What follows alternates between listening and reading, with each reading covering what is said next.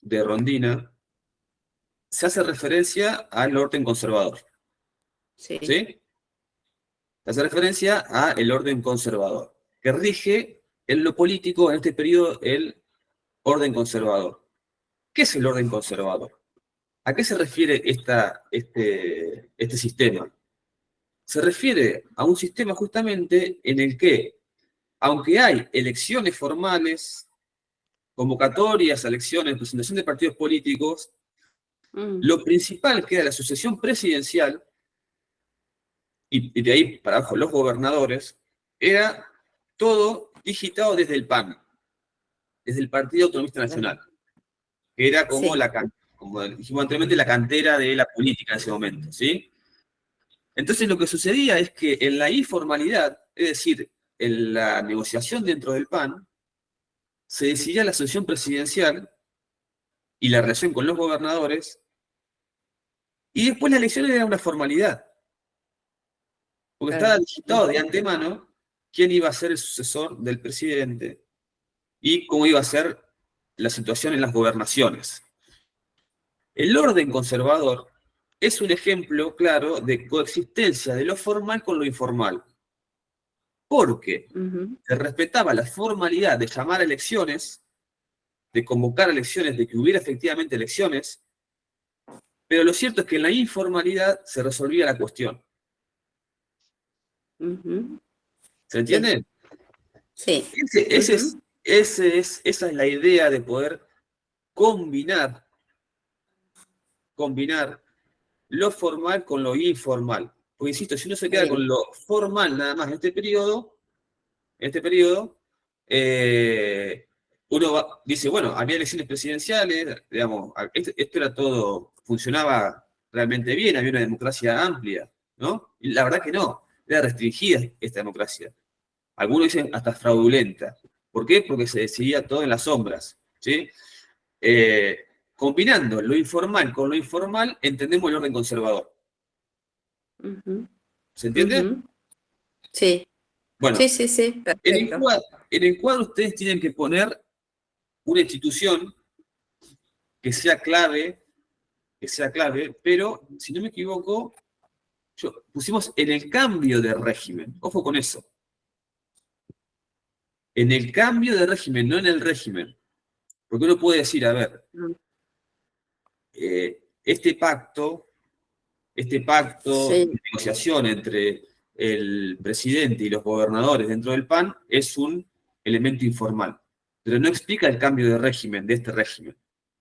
Implica más bien la continuidad del régimen. En el cuadro nosotros ¿Y le qué ponemos... sería entonces? Bueno, ahora lo vamos a ver. Ahora cuando avancemos en la unidad 2 vamos a ver... Claro, la ley del voto sería, la ley del voto obligatorio, porque deja de ser un orden conservador para ser una democracia más abierta, digamos. No me acuerdo en qué términos lo define Rondina. Ampliada. ¿Cómo? Ampliada, exacto. Claro. Lo que yo quiero que ustedes puedan, sobre todo, priorizar son esas instituciones formales o informales que explican un cambio en el régimen, dentro del régimen, ¿sí?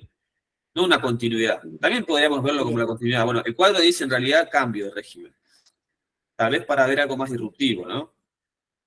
También podría haber puesto elemento clave, institución clave en la continuidad del régimen. Bueno, pusimos en el cambio de régimen, en el cuadro. Podríamos, si quisiéramos, agregar una columna para poner también eso y no estaría mal, digamos. Podríamos pensar. La ley Sáenz Peña sería la institución formal, entonces. La ley Sáenz Peña, exactamente.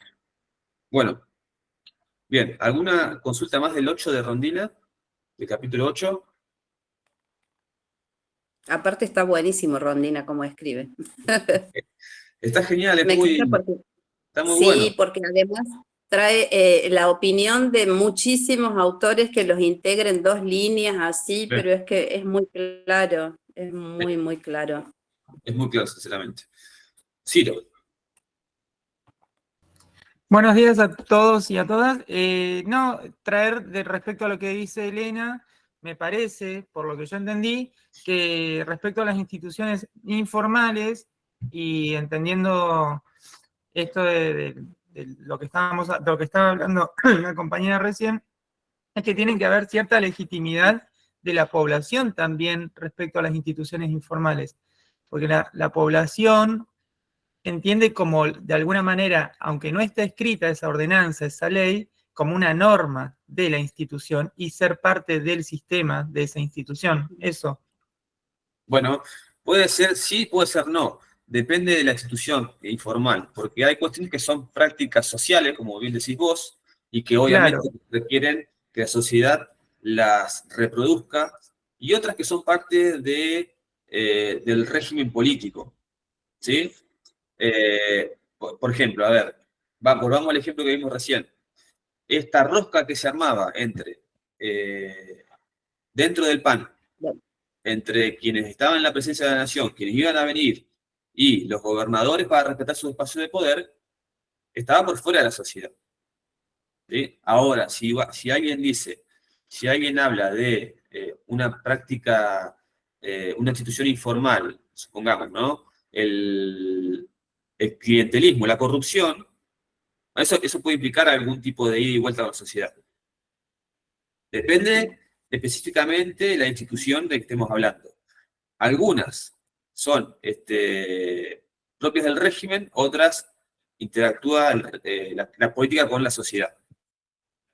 ¿Sí? Perdón, me Sí, parece que en ese sentido lo que está acá restringido precisamente en este régimen es la participación de la gente, exacto, porque era entre ellos, digamos, que exactamente. es precisamente lo que después sirve como que es un quiebre con el radicalismo, que es la fuerza que sigue, digamos, cronológicamente dentro de la historia.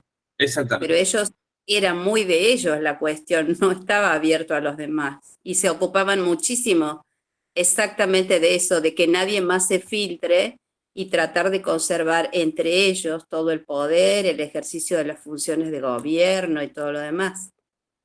Correctamente, correctamente. Pero, para complejizar la cuestión, por eso el texto es interesante porque dice, esta era una clase dirigente, esta es la generación del 80, que era oligárquica en lo político, o conservadora en lo político, es lo que estamos hablando, pero era, bueno, liberal en lo económico y hasta progresista en lo cultural.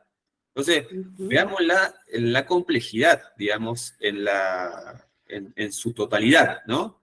Si nos quedamos solamente con la idea en este periodo histórico, esta especie de fraude electoral, bueno, nos perdemos un montón de cosas interesantes que también tenía esta generación, tal vez para hasta reivindicarlas, diría. Como por ejemplo, las leyes laicas que menciona el texto.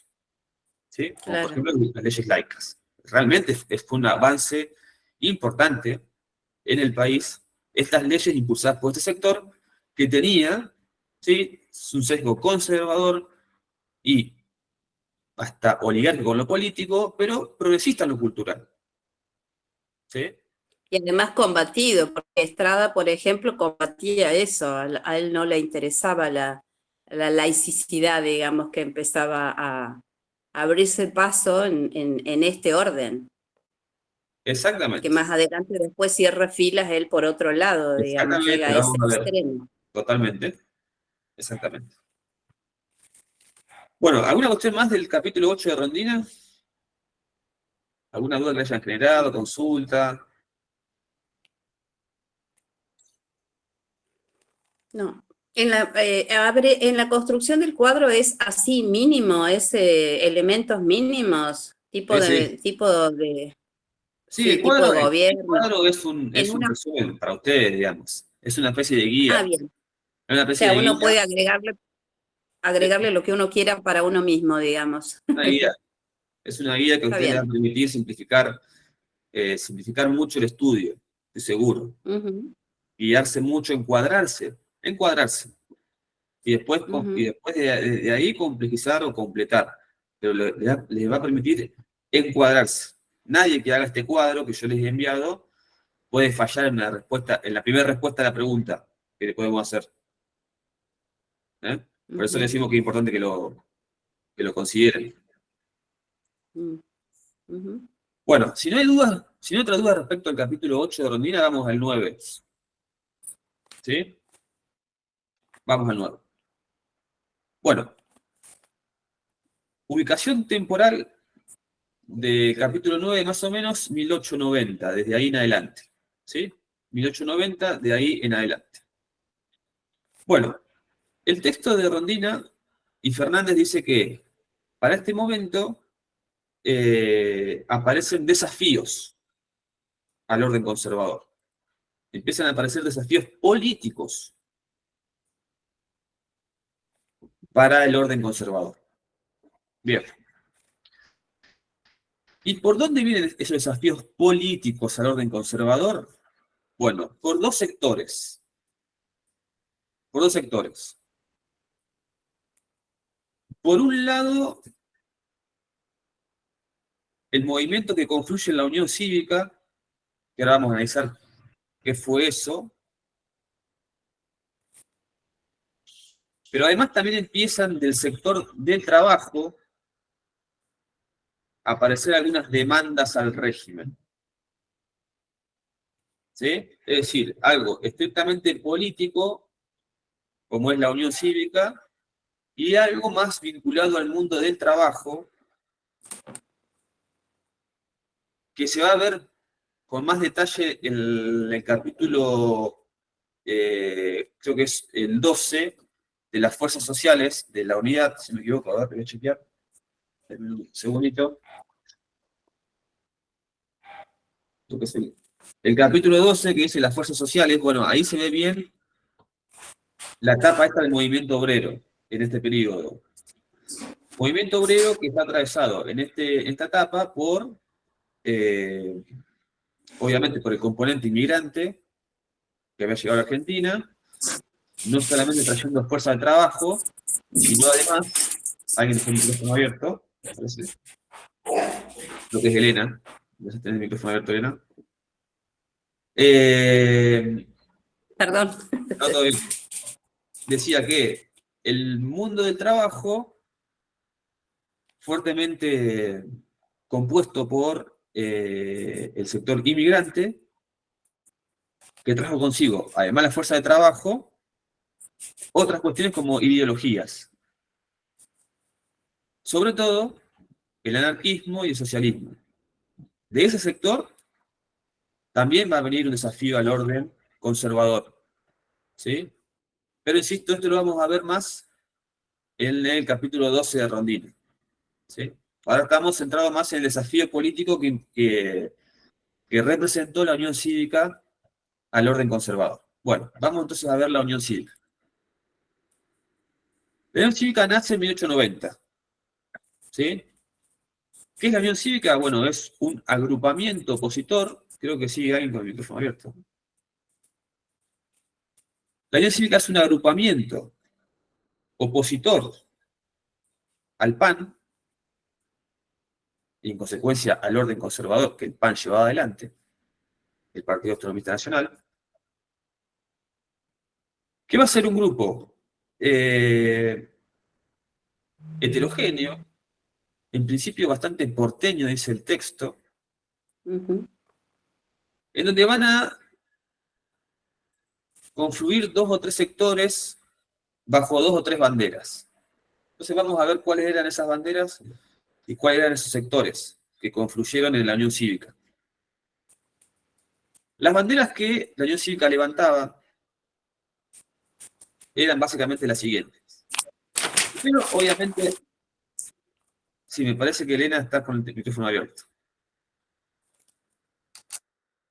Creo que sí. Ahí estamos. Gracias, Elena.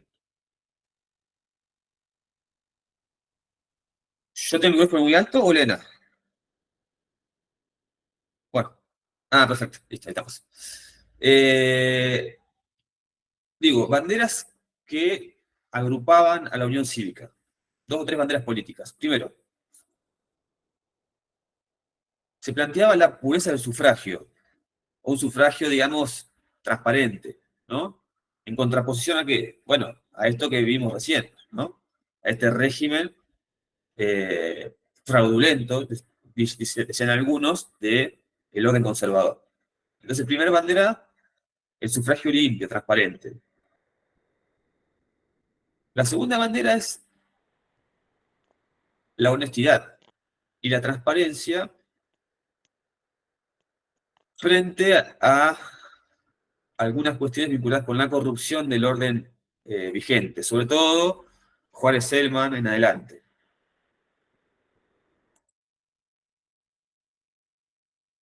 Y además, como tercera bandera, postulaban el respeto de las autonomías provinciales y municipales. El respeto de las autonomías provinciales y municipales, ¿no? En un orden conservador, como vimos anteriormente, que amañaba lo nacional con lo provincial y en consecuencia rompía las autonomías provinciales. Este acuerdo que se hacía dentro del PAN entre el presidente y los gobernadores iba rompiendo un poco las autonomías provinciales. Era, me respetás el pacto, me respetás el acuerdo y yo no te intervengo en la provincia. Y si rompes el acuerdo, te intervengo en la provincia. Entonces, la Unión Cívica nace con esta bandera también de respetar las autonomías provinciales. Bueno, ¿qué sectores agrupaba la Unión Cívica? Básicamente tres. Primero, un sector católico que obviamente estaba bastante enojado, disgustado por las leyes laicas que vimos que se vieron en el capítulo 8, obviamente. Eso implicaba un recorte del poder social de la Iglesia Católica. Entonces, eso ha generado una disconformidad en ambos sectores del catolicismo. Ahí confluyen en la Unión Cívica algunos de ellos. En segundo lugar, Mitre y su sector, que habían estado en el PAN, en disconformidad por algunas situaciones internas, se abre del PAN y pasan a formar la Unión Cívica, el mitrismo, Mitre y su sector. Y un tercer sector, más populoso, más importante, que es el encabezado por Leandro N. Alem. Por Leandro N. Alem. El encabezado por Alem.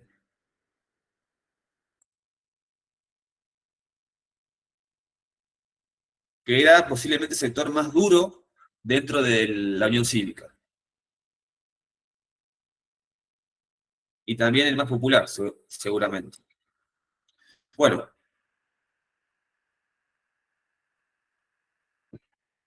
Lo que sigue a esto es la ruptura, en importancia, la ruptura de la Unión Cívica.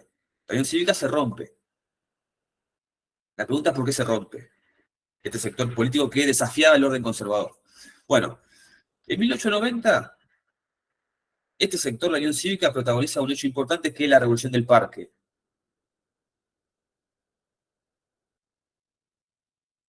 La Revolución del Parque fue un movimiento insurreccional, cívico y también militar contra el régimen del orden conservador,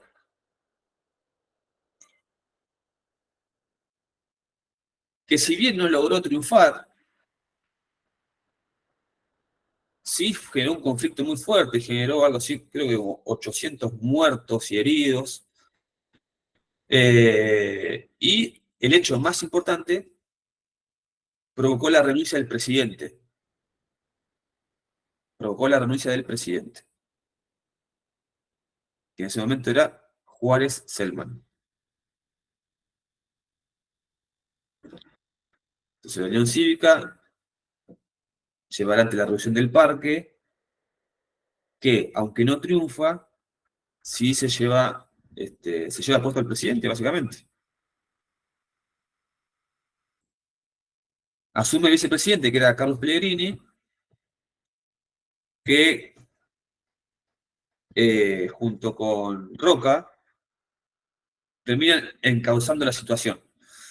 Pero que a Carlos Pellegrini se lo llamó el piloto de tormentas. Bueno, era justamente porque tuvo que agarrar Esto es previo, sí, la reducción del parque es previa al nacimiento de la UCR, sí. Se le llamaba a Pellegrini el piloto de tormentas, porque, bueno, justamente tuvo que tomar la posta en la presidencia de la Nación en un momento muy difícil, de crisis política y además económica, como lo vimos en el capítulo 8 de Rondina. Bueno,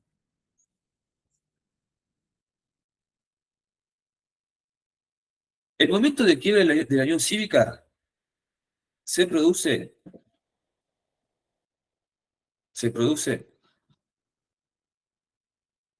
ante la inminencia de las elecciones presidenciales de 1892. ¿Sí? Bien. ¿Por qué? Para esas elecciones, perdón, la Unión Cívica proclama una fórmula presidencial, encabezada por Mitre y Irigoyen, otro Irigoyen, Bernardo de Irigoyen. Consagrada la fórmula política para las elecciones presidenciales de 1892, de parte de la Unión Cívica, se inicia de parte del PAN, sobre todo de parte de Roca y Pellegrini, una estrategia muy inteligente de iniciar negociaciones secretas con Mitre para proponerle una fórmula conjunta entre el PAN y la Unión Cívica.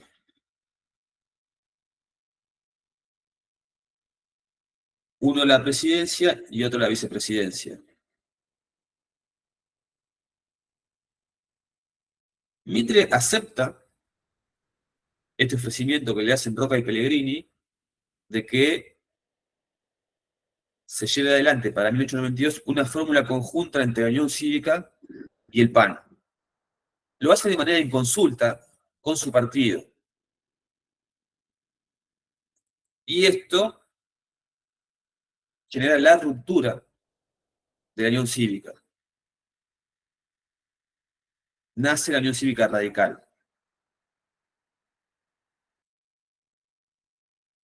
La Unión Cívica Radical nace denunciando el pacto de Mitre con Roca.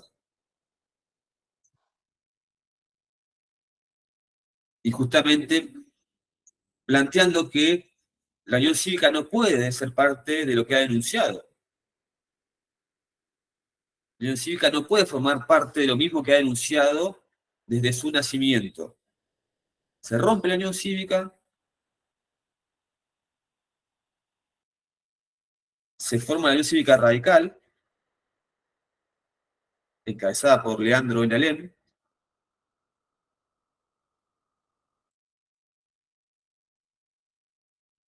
¿Cómo dijo, profe? Disculpa, lo último.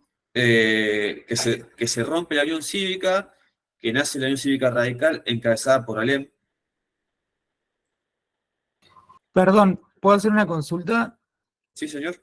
Desde la falta de historia mía, digamos. Digamos, la Unión Cívica Radical existía, o sea, ya había nacido, surge lo de Mitre, y se denuncian a ellos mismos, o existía como Unión Cívica, y a partir de la denuncia se llaman Unión Cívica Radical. Exactamente. Ah, okay. La Unión Cívica se constituye en 1890 y se rompe en 1891. En 1891 nace la Unión Cívica Radical. Ok, gracias, ahí va. Bien. Bueno, van a elecciones separados y triunfa, digamos, finalmente el candidato de la Unión, del partido del PAN, ¿sí? Al final ni siquiera es candidato a Mitre, ¿sí? Triunfa el PAN, obviamente con la Unión Cívica dividida en Unión Cívica Radical, triunfa el PAN, le sale bien la estrategia de división a Roca y Pellegrini, divide la fuerza opositora y triunfa en la elección presidencial de 1892, ¿sí? Asume Luis Sáenz Peña como presidente de la Nación.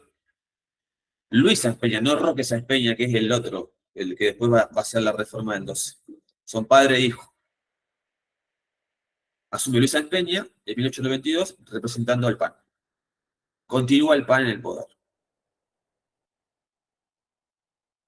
Vamos a la Unión Cívica Radical. La Unión Cívica Radical nace con un objetivo principal, que sobre todo es político.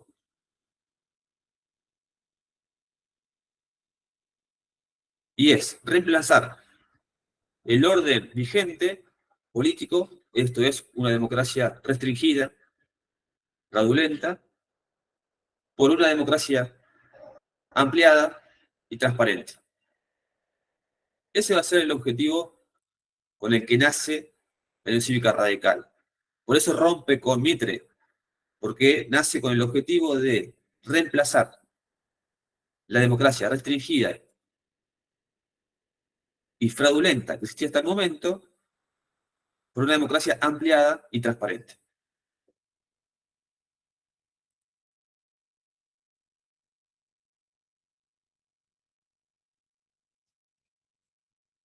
¿Qué sucede? Como las normas electorales no han cambiado hasta el momento, estamos situados en 1891, 1892, ¿sí? El radicalismo adopta una postura que se llama abstención electoral. Una táctica de abstención electoral.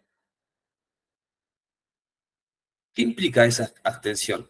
Bueno, que ante elecciones fraudulentas no se presentan las elecciones. Decide no presentarse a las elecciones a los efectos de poder denunciar el régimen vigente. Pero es una abstención que, como dice el texto, no es pasiva, sino que es activa y es revolucionaria, insurreccional. De hecho, el radicalismo protagoniza varios levantamientos que son cívico y militares en contra del régimen. La revolución del parque la hizo la Unión Cívica. Dejemos de lado ese hecho. Pero el radicalismo protagoniza un levantamiento en 1893 y otro más fuerte en 1905. Otro más fuerte en 1905. Todos esos hechos son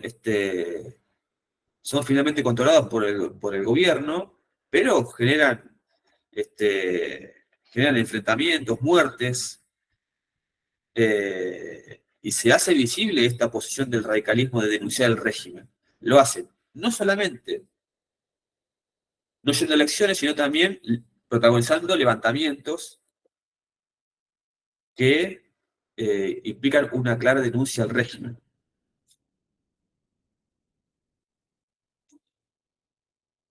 El texto dice que el radicalismo nace como la Unión Cívica, ¿no? Siendo al principio centralmente porteño, o porteña, una fuerza porteña, pero poco a poco se va transformando en un partido nacional, de la mano de Alem.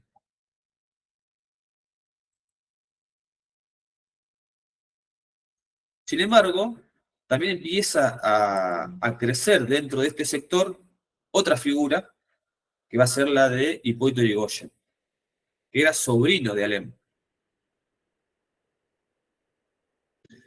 ¿Desde dónde crece? Crece desde el poderoso Comité de la Provincia de Buenos Aires. Se hace fuerte ahí, Yrigoyen, y empieza a crecer desde ahí.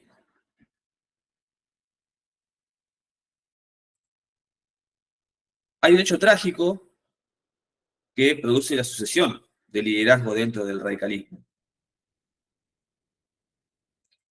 que es el suicidio de Alem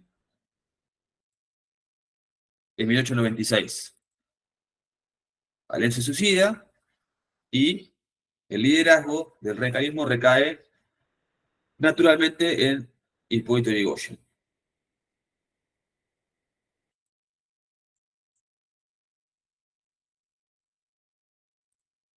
Sí, Morena. Morena, ¿levantaste la mano? Ah, ahí está. Sí. Una consulta. ¿En ese momento Irigoyen no estaba exiliado del país? No, Ah, no. En este momento estaba siendo parte del Comité Provincia de la Provincia de Buenos Aires, construyendo desde allí, ¿sí?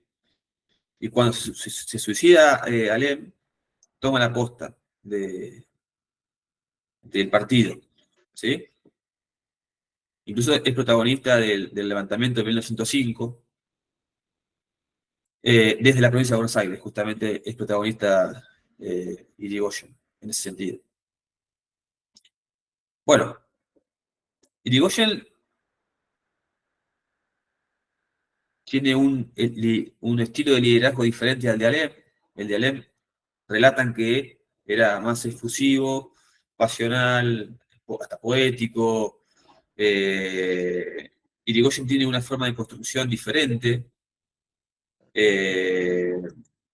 subterránea, silenciosa, no se le conocen muchos discursos, un poco mística, bueno, diferente, lo cual no quiere decir que haya sido malo, al contrario, logró construir una fuerza nacional y logró ser el presidente de la nación. Así que, efectivamente su liderazgo fue efectivo justamente, digamos, pero tenía una forma de construcción diferente a la de Leandro Alem. De hecho, de ahí viene el mote, el viejo mote que tiene el radicalismo de los peludos. No sé si, bueno, muchos tienen esa referencia, pero se conoce como los peludos de los radicales. Viene del peludo de Irigoyen, esa, esa denominación, ¿no? Esta idea de una construcción subterránea, silenciosa, que habla poco, por abajo. Bueno, Ok. de ahí Porque viene lo el mote. googleé para verlo y era pelado. Digo, Peludo. claro, el piche sería acá en el sur, digamos. Sería acá, exactamente. Ahí va, de una. Pero como en la provincia de Buenos Aires, en la provincia de Buenos Aires hay peludos. Si hubiera sido chubutense, hubiera sido piche, pero bueno. Tampoco existía Chubut. Así que, bueno, vamos entonces, seguimos con el radicalismo. El radicalismo siempre se dice que ha sido el partido de la clase media, ¿no? Siempre se dice, el radicalismo es el partido de la clase media. Históricamente ha sido así. Acá nace esa identidad, en esta época nace esta identidad del radicalismo con la clase media, ¿sí? Ustedes recuerden que estamos en un momento del país en el cual una gran cantidad de inmigrantes ha llegado a nuestro país.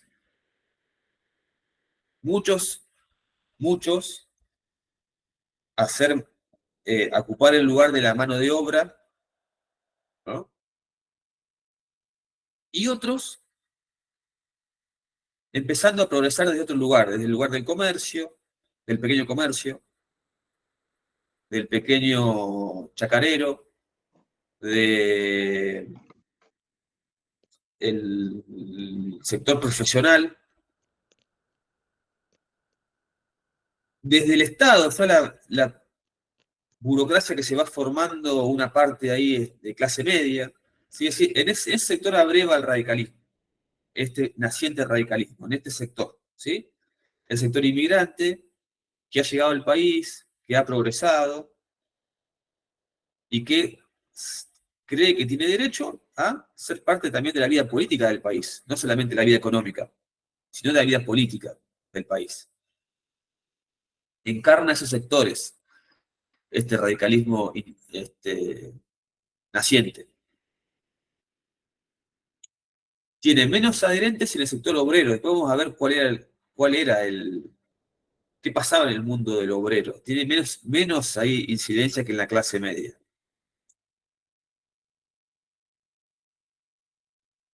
Así que esa es la composición social del radicalismo en este periodo, ¿sí? Partiendo de la clase media. Importante tener en cuenta lo siguiente.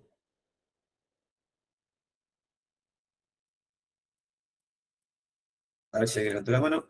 Sí, Yanina. Sí, buenos días. Eh, a, a mí siempre me hace mucho ruido el tema de la clase media, porque mirando el texto eh, y cuando engloban la clase media ponen a la administración pública. Y para mí la administración pública no es clase media, porque o sea, es una concepción quizás equivocada que tengo. Para mí clase media es aquel que desde sus propios ingresos y sus propios recursos, no de un salario que proviene del Estado, obtiene su clasificación social. Entonces, me hace mucho ruido que la administración pública esté como metida dentro de la clase media, ¿no? Que es el grave error y me parece que es el problema de, hablando mal y pronto, que no nos ubicamos en la palmera los argentinos. Pensamos que porque trabajamos en el Estado somos clase media. Ok, sí, eso lo vamos a ver bien en el capítulo 12. Ahí se habla de las fuerzas sociales, de cómo estaba compuesta la sociedad en esta época, ¿sí? Y efectivamente se toma a la clase media, no todo, a ver, no toda la administración del Estado, ¿sí? Pero una parte de la administración del Estado, los profesionales, etcétera, se los considera dentro de la clase media en este periodo y en este texto, ¿sí? Yo sinceramente no sé si es lo mismo hoy. El empleado público, el estatus del empleo público hoy que en 1900, ¿sí? 1910, no, digamos, creo que hay una diferencia en eso, sobre todo además porque no había la expansión del empleo público que hay ahora. En ese sentido era un sector mucho más restringido que en la actualidad. Era más restringido que en la actualidad, ¿sí? Entonces, un sector más restringido, seguramente con mejores salarios que los que cobraba una cantidad importante del mundo del trabajo, que podemos ver las condiciones en las cuales estaba ese mundo del trabajo, sin protección, con, con bajos salarios, con explotación, a veces hasta cobrando en especie y no en dinero. En ese marco, seguramente, quien estaba en el empleo público pertenecía a otra clase social, seguramente. Ciro. No, yo quería preguntar si lo que estaba sucediendo con los obreros era, digamos, con la clase obrera, perdón, era el surgimiento de alguna manera de los sindicatos, gremios, o si se representaban más con el socialismo, incluso inmigrante. Eso. Sí, eso lo vamos a ver en el capítulo 12. No quiero adelantar a eso, pero eso se ve bien en el 12, así que vamos a dejarlo para después esa pregunta, que es importante. ¿Eh? Avanzamos. Estamos con el radicalismo. Esto es muy importante. El radicalismo, como dije anteriormente, nace con un objetivo o bandera política. Tal cual fue la modificación del régimen político, la transformación de la democracia, limitada en una democracia ampliada. ¿Ok? Bien. No tuvo la misma, perdón, actitud ni de denuncia, ni de transformación del modelo económico.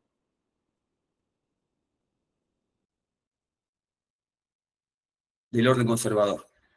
¿Sí?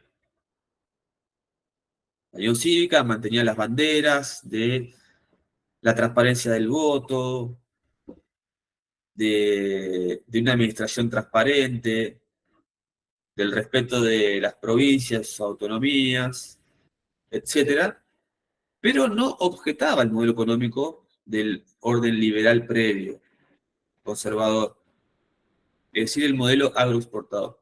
Aunque sí, vamos a ver después, tuvo cambios respecto a eso. Tuvo cambios respecto al modelo agroexportador en algunos aspectos. En general lo mantuvo, no lo discutió, pero le introdujo algunas novedades.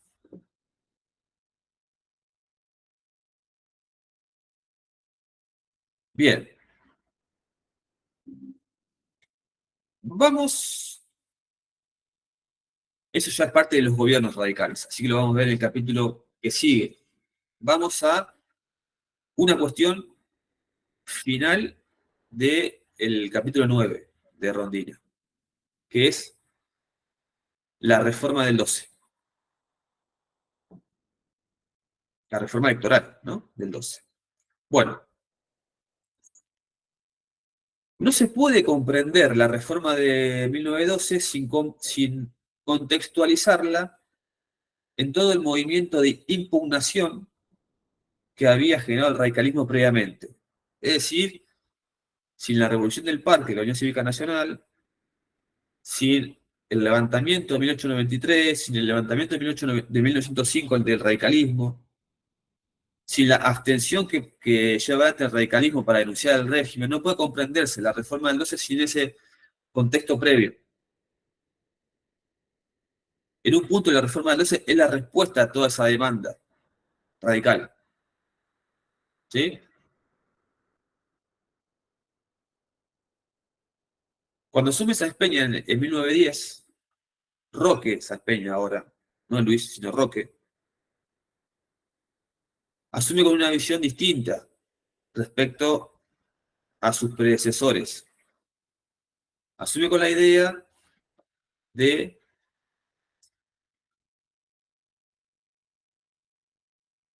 introducir una reforma política.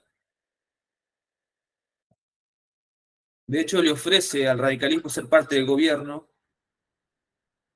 El radicalismo no acepta eso, pero coincide en la necesidad de hacer una reforma electoral. ¿Sí? Sí, Janina. Perdón, ¿todavía sigue el Partido Autonomista Nacional? O sea, Sí, pasó señora. Roca, pasó Quintana, Figueroa, llegamos Sí, a señora. Roque San Peña y seguimos con ellos, con Sí, señora. fallecidos en el medio, etc. Sí, señora. Perfecto. Entonces estamos en...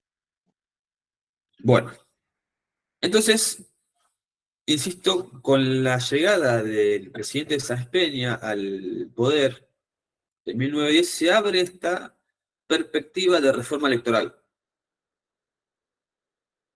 de ampliación de la democracia. De hecho, insisto, le propone al radicalismo formar parte del gobierno, el radicalismo no acepta eso. Y se envía finalmente esa reforma al Congreso Nacional y es aprobado. Bueno, ¿qué implica esta reforma de 1912? Vamos a hacer un antes y un después. ¿Cómo era antes y cómo pasó a ser a partir de la reforma del 12? Bueno, primero, ¿qué establece sobre todo la ley Sáenz Peña? Eso lo pueden responder. La ley Sáenz Peña establece que La ley del voto, secreto, universal, obligatorio. Exacto. Primera cuestión, establece el sufragio universal, secreto y obligatorio. Vamos a ver esa cuestión.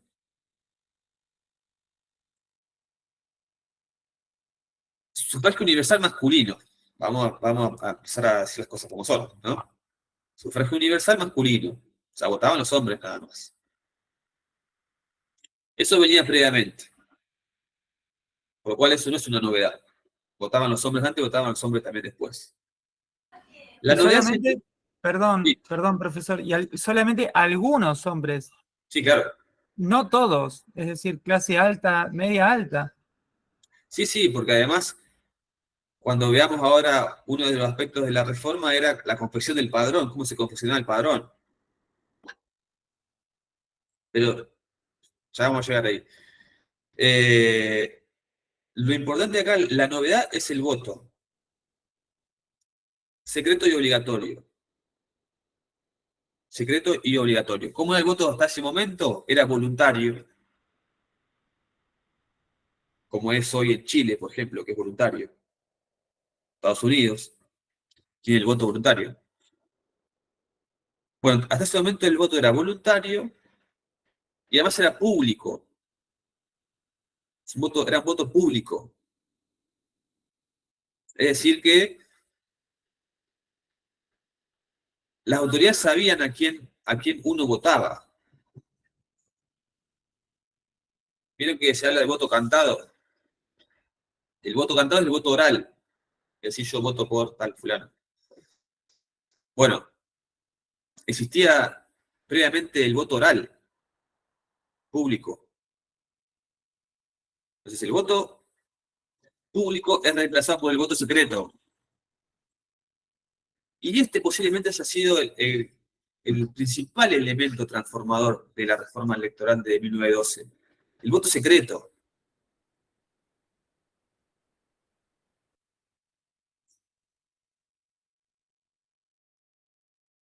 Sí, Luciano. Sí, profe, buen día. Vos al voto público te referís al voto cantado, ¿no? Que levantaban la mano y decían, no, yo voto a tal persona o a tal partido. Sí, sí. Así era el voto. Ah, Después, en algún momento introdujeron un cambio en donde también uno registraba ante las autoridades a quién votaba. En definitiva, digamos, no se respetaba la privacidad del voto. ¿Sí? El secretismo del voto. Ya sea porque era oral o porque se lo registraba delante de los funcionarios de las autoridades electorales, no era secreto, era público. Oral o público de todas formas. ¿Sí? Andrés. Profe, ¿no el cambio electoral anterior que permitió que Palacio fuera diputado, creo? Hubo una pequeña reforma previa a eso. Exactamente. No sé en qué consistió, pero hubo una pequeña reforma. Ahí vamos a eso justamente, ese es otro aspecto. Bien. Entonces, primer punto de la reforma de Sáenz Peña, la ley Sáenz Peña, quiero decir, es el voto secreto, masculino, universal y obligatorio. Segunda cuestión, la que recién mencionó Andrés. Hasta ese momento existía lo que se llamaba un sistema de lista completa.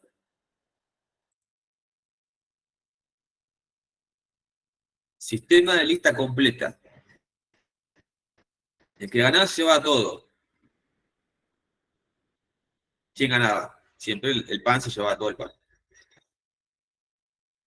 Existía la posibilidad de que en algún lugar sea competitiva otra fuerza, sí, por supuesto, pero en su mayoría eso permitía el predominio claro del PAN en los ejecutivos y en los legislativos.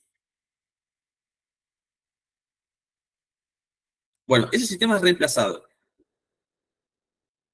por un sistema de lista incompleta que establece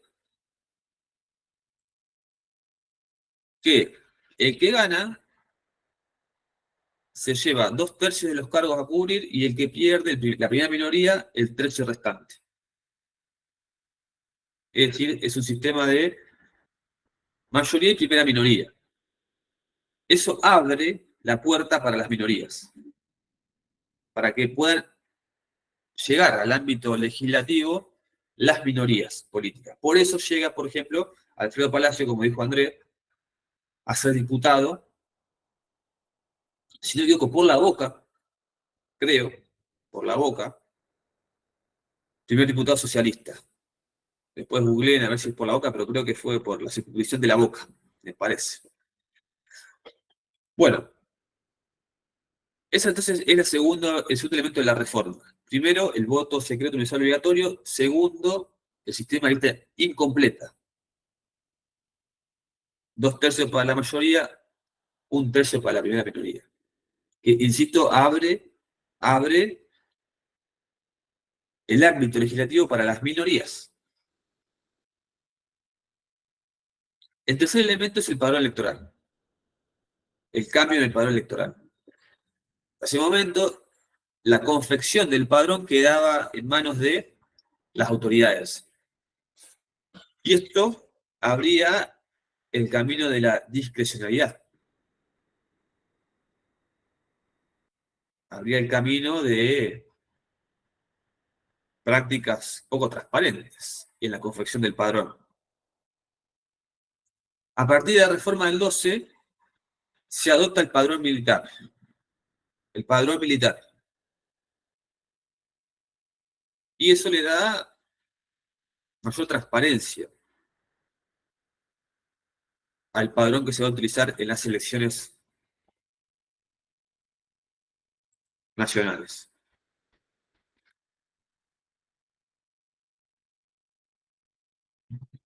Esta reforma, con estos 3 puntos que he mencionado, son las que abren el camino para la primera elección transparente de nuestra historia moderna en 1916. Sí, Luis.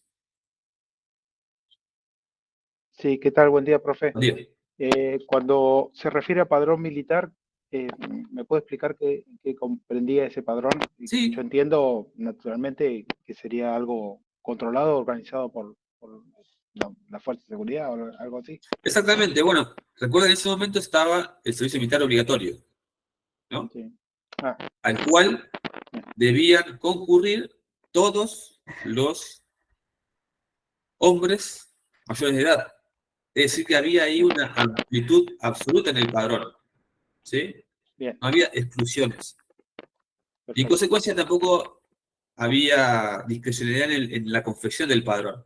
¿Sí? Por eso, también el documento para votar se transformó, o mejor dicho, se transformó en el documento para votar la libreta de enrolamiento. ¿Sí? La vieja libreta de enrolamiento militar. ¿Sí? Bien. Eso difería mucho de la forma previa de confección del padrón, que era por parte de las autoridades. A ver, yo no sé si el padrón militar era la perfección, pero seguramente era mucho mejor que la arbitrariedad del manejo que hacían las autoridades previo a eso, ¿se entiende? Fue un avance. Bueno, alguien hizo un comentario, alguien de la mano, a ver. Palacio, socialismo, diputado de la Boca. Sí, exactamente. Claro, a mí me parece que tiene que ver con esto de que en algún momento cuando Juárez Celman separa la Iglesia del Estado, el Estado empieza a hacerse cargo de lo que vendría a ser el registro civil de las personas, ya está el servicio militar obligatorio, que yo no sé en esa época, yo sé que en el 55 era a los 21 y después del 57 empezó a los 18, no sé, en el 900 a qué edad sería, pero sí ya había aparecido el registro de las personas a partir de Juárez Celman, ya había un registro, ya varios años antes. Exactamente. Es buena la acotación que hace Yanina. Bien. Entonces, recuerden que el servicio militar obligatorio también se introduce en nuestro país como una forma de generar un espacio de construcción de identidad colectiva. Un espacio en el cual quienes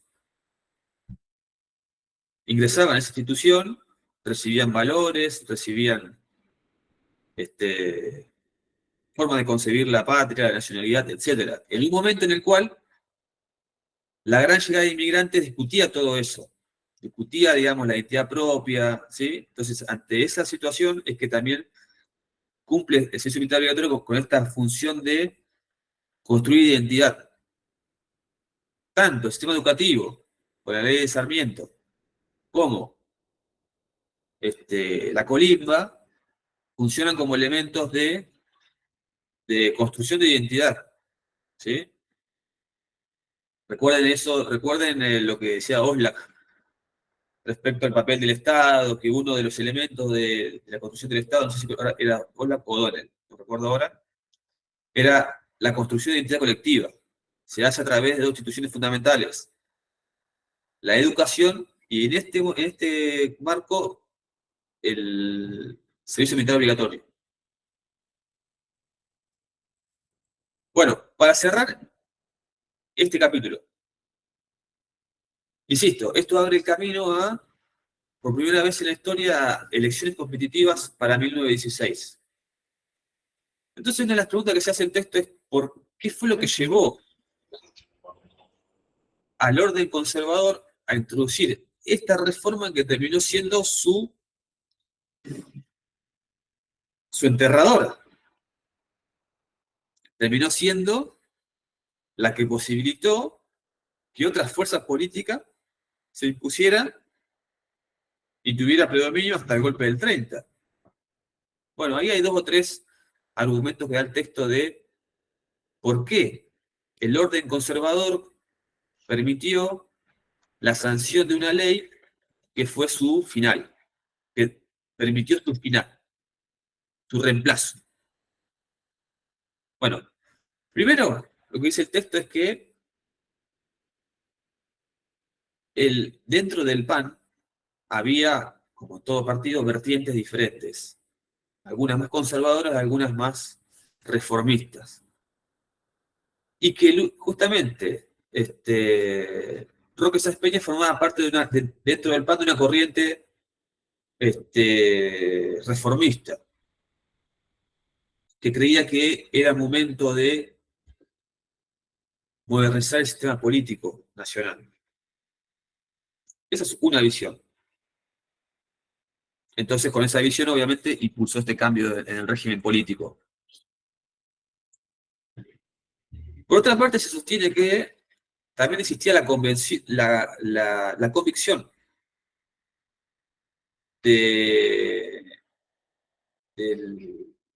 del PAN de que con este sistema, con esta reforma, se iba a permitir estabilizar el régimen. ¿Por qué? Porque venía crecientemente discutido el régimen, se venía poniendo en duda su legitimidad. Recuerden los levantamientos radicales, después vamos a ver también los desafíos del movimiento obrero, es decir, que venía, un régimen que venía en lo político siendo discutido. Profe, ¿puede repetir lo último que no escuché bien? Sí, lo que decía es que en el ámbito de lo político, este orden conservador venía siendo discutido. ¿Por quiénes? Por el radicalismo y también por sectores del movimiento obrero organizado, incipientemente, por ahora. Entonces se ponía en cuestión la legitimidad de este orden político. Se lo calificaba de fraudulento, de poco transparente, y pónganle todos los calificativos que quieran al lado de eso, ¿sí? Entonces, una parte del PAN consideraba que esta reforma podía estabilizar la situación. ¿Por qué estabilizarla? Porque iba a permitir que ellos sigan ganando y le iba a dar lugar a las minorías en el Congreso. Entonces se decía, bueno, evidentemente lo que va a pasar es que nosotros vamos a ir ganando elecciones, el radicalismo va a poder entrar en el sistema y meter diputados, senadores, con otras reglas, entrar al sistema, darle un cauce político a ese conflicto. ¿Se Profe, comprende eso? perdón que lo interrumpa. ¿De qué año Sí. estamos hablando? ¿Me perdí ahí? Sí, 1912. La reforma es de Seguimos 1912. en 1912. Sí, exactamente. Listo. Gracias, profe. Bien. La otra visión, además de estas que he mencionado, es que había una sobreestimación del papel revolucionario del radicalismo, que en realidad, digamos, decía, bueno, sí, si bien había protagonizado levantamientos civiles con elementos militares, digamos, se había sobredimensionado su capacidad revolucionaria, ¿no? Decía, bueno, sí, puede generar daños, pero no iba a generar un cambio en el sistema. Pero lo que dice esta visión es, desde el orden conservador se sobreestimó esa potencialidad revolucionaria del radicalismo.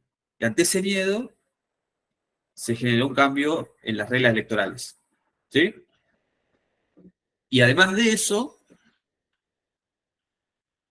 se postulaba que, evidentemente, de parte del régimen conservador había una sobreestimación propia de su capacidad para ganar la elección con reglas nuevas. Ese es el elemento más fuerte. Obviamente que en su cálculo electoral estaba el planteo de que, aún cambiando las reglas del juego, podían ganar. Nadie cambia las reglas del juego para perder. Entonces, en todo caso, habría sido un error de cálculo político. Son interpretaciones. Lo cierto es que, prácticamente, en 1916 se concurre a elecciones y el radicalismo se impone en esas elecciones. Gana la presidencia de la nación con Irigoyen como candidato. ¿Sí? Esto cierra el capítulo 9 de Rondina. ¿Sí? Y ya pasamos al 11, que es el de los gobiernos radicales. Yo les sugiero parar 2 minutos. Sí, Janina. Quedó en el medio Victorino Plaza, que tras la muerte de San Peña, que quedó como el reemplazo. Exacto, sí. Bueno, fue una época donde esto pasaba bastante, digamos, donde hay sucesiones dentro de las presidencias, o por muerte o por renuncia, digamos, era bastante habitual. Y lo importante es que funcionaba la institución, porque no generaba crisis el cambio de quién encabezaba la presidencia. Eso es muy interesante de poder verlo, digamos, de que no generaba ningún tipo de, digamos, de crisis del sistema, que se muera el presidente, que lo reemplace el vicepresidente, que renuncie el presidente, que asume el vicepresidente. Era... Roque San Peña hizo la ley y se murió. Exacto. ¿Y cuál es el modelo económico? O sea, ¿qué modelo económico existía en la época? ¿Qué fue lo...? Hasta acá. O sea, Hasta acá todavía no ganó el radicalismo, de donde estamos hablando. Todavía no ganó el radicalismo. Hasta este momento es el mismo modelo económico, agroexportador, liberal. Vamos a ver con el radicalismo qué pasa ahora cuando entremos en el capítulo 11. ¿Quién más levantó la mano? Elena. Elena.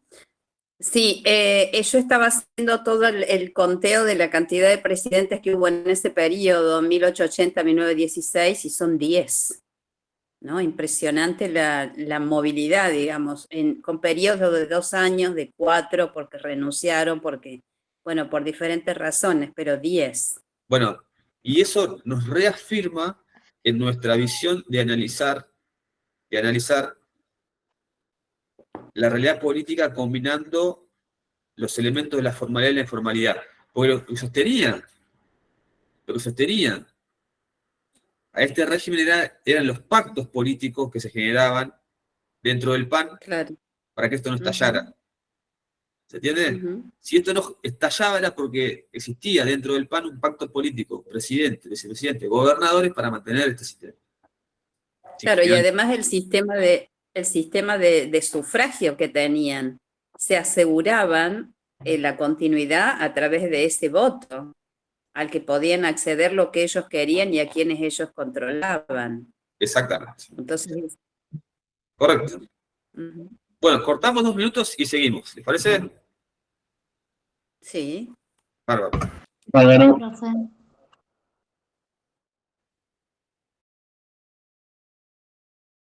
Pregunta a los que están conectados. En la parte de institución formal o informal, me quedó colgado Roca. ¿Qué le pusieron ahí? ¿Qué era? ¿Formal? Yo tengo mi planilla está dentro de la compu y no puedo ver en este momento eso porque no estoy conectada desde ahí. Ah, No me acuerdo qué es lo que puse en Roca. ¿Desde lo formal estás hablando? ¿Institución formal? la parte de la institución, claro. Por ahí me queda, porque en realidad leyendo yo terminé poniendo cualquier cosa. Puse, qué sé yo, en el caso de Selman separó la iglesia del Estado. Claro, puse cosas que como que marcaron la época, pero Sí, no terminé respondiendo lo que tenía que responder. claro, pero él viste que dice ver la institución que provoca el cambio, digamos, no la continuidad, que provoca la ruptura. Claro, claro. Por eso, en todo este periodo, digamos, de 1880 a 1916, lo que provoca, digamos, esa ruptura es esto, la ley del voto obligatorio, Sí, pero bueno, por porque ejemplo, eso permite que se amplíe. vos tenés en la época de Juárez Selman la separación de la iglesia del Estado, el fomento de la educación pública, o sea, como que ordena la administración y a la vez ahí tiene el inicio o empieza a gestarse la revolución del parque. Mientras el tipo está ordenando el Ujú. Estado, porque él es el que genera las privatizaciones de los servicios públicos, o sea, vas viendo, o sea, en paralelo lo que pasa en la política con lo que el tipo está haciendo en la función. Entonces, es Ujú. difícil centrarse en el cuadrito cuando estás leyendo tantas cosas. No sabes qué Claro, poner. no, pero cuando yo estaba leyendo, por ejemplo, tenía el cuadro abierto en la compu y entonces cada cosa que iba leyendo y que me parecía que era interesante lo iba volcando al cuadro. Por eso yo le pregunté si el cuadro era definido en una palabra, qué sé yo, liberalismo en el modelo económico, porque si era así, bueno, para mí no era demasiado significativo. Lo significativo es ponerle más letra, porque al momento de sentarte a estudiar, bueno, necesitas más. Claro, Entonces, sí, en definitiva, bueno, el cuadro es nuestro y nosotros ponemos ahí todo lo que a nosotros nos permita, digamos, guardar toda esa información para un examen y para todo. Como ejercicio a mí me parece fantástico el cuadro, sí, porque sí, te ordena, te inclusive, organiza y vas qué sé yo, viendo el cambio. ahí te das cuenta, por ejemplo, cuando Carlos Pellegrini fundó el Banco Nación, ¿no? Ahora que le pegan tanto al Banco Central, al Banco Nación. O sea, está en la Claro, época de Pellegrini. claro. Para ordenar, también después se generó el Club de la Industria Nacional, donde metía todo Lo que pasa es que también dentro de la historia son tiempos de construcción de todo, de lo institucional, de lo económico, de lo político. Y cuando uno se pone a verlo desde esta cabeza nuestra de hoy, digamos, es imposible, porque uno mira cosas que en ese momento no existían. O sea, los hechos históricos se miran desde el mismo espacio y el mismo tiempo, desde el mismo tiempo, sí, no desde el tiempo nuestro. Cuando vos hablabas de la clase media y eso, yo pensaba en eso, ¿no? Uno hoy tiene por ahí un concepto de la clase, de la categoría clase media, que no necesariamente se corresponde con esa clase media de la época del periodo del orden conservador. pero porque Cada, uno, qué sé yo, mi tatarabuelo vinieron en los barcos en plena guerra, ya por fines del 1800, y eran turcos, y vinieron y empezaron con carromatos, se fueron en los trenes, llegaron a la Patagonia, y ellos hicieron, ¿no? Tenían de todo un poco y eran clase media, pero eran clase media porque no dependían de nadie, o sea, se generaban y generaban ellos mismos trabajo. Entonces, por eso digo, la clase media está, o sea, y decir hoy el médico es clase media, cuando el médico trabaja en el Estado, no es clase media, tiene un ingreso, pero o sea, para mí la cuestión de clase tiene que ver con la capacidad de cómo vos te generas tus ingresos y los claro, tu bienes que propio tenés, ingreso, de digamos. dónde vienen, claro. O sea, Ujú. ¿de dónde proviene? Porque a vos te pasa lo que les está pasando a un montón ahora de personas que están jubilados por ANSES, ponele, que pertenecieron a la administración pública y están dominados por eso. En cambio, el que es clase media real y tiene sus inversiones, tiene sus tierras, sus departamentos, casas, territorio, lo que sea, pero son clase media y eso no Ujú. les modifica. Y yo creo que ahí es donde en algún momento de la historia se equivocaron de rama en la palmera y pasa lo que nos está pasando. Claro, sí.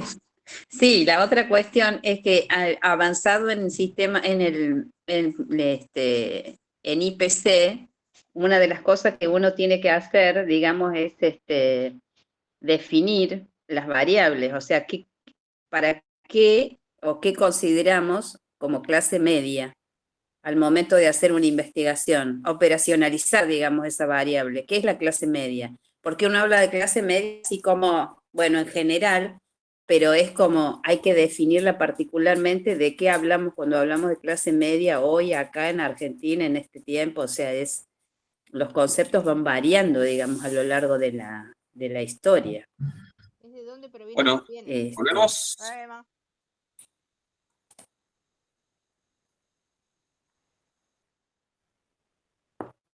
Yo me quedé escuchando a las compañeras porque tienen historia encima, vivida, y está bueno esto de traer cuestiones como la creación del banco, y está bueno esa historia vivida transmitirla, porque, no sé, me parece importante.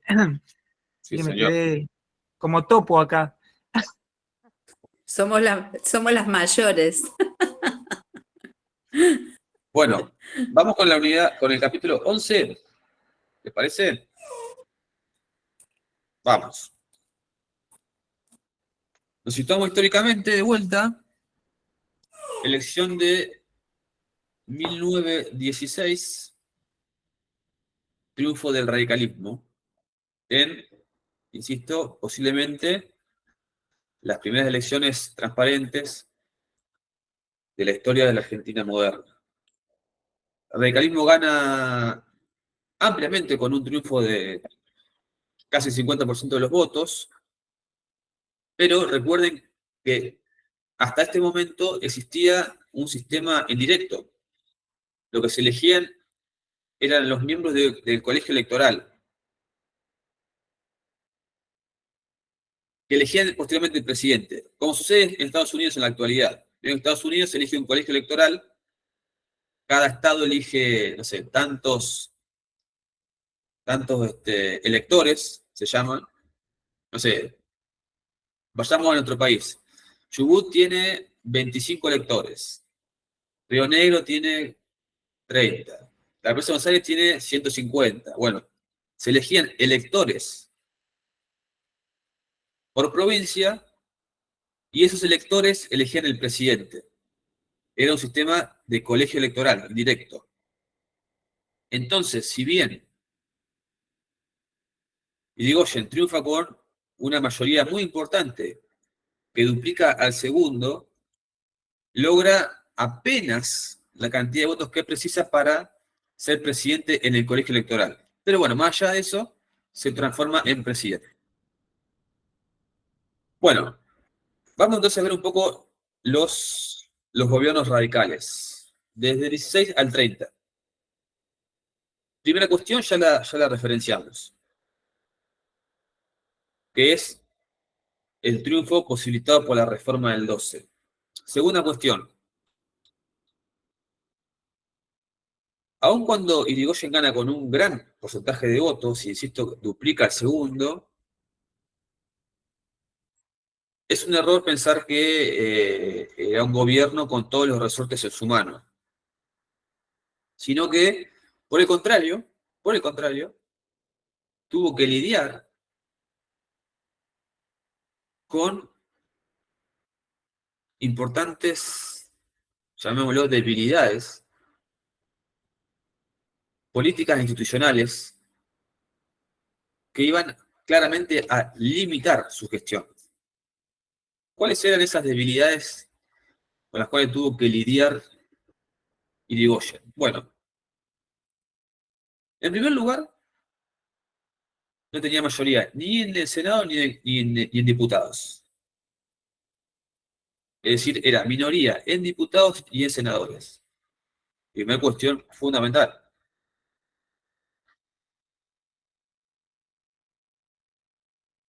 Segunda cuestión. La mayoría de las gobernaciones no eran radicales. Había ganado algunas, pero eran o conservadoras o estaban en otros partidos provinciales, pero no eran radicales. ¿Son mayorías de qué, profesor? De gobernaciones. La mayoría de las gobernaciones no eran radicales, eran opositoras. A eso se sumaba una Corte Suprema de Justicia que obviamente había nacido en el orden conservador y tenía raíces allí. Y además se sumaba a eso sectores vinculados a la opinión, ¿no? Vinculados a la conformación de opinión, grupos de poder, etcétera, medios de prensa, que agregaban mucho más en lo anterior que en lo nuevo.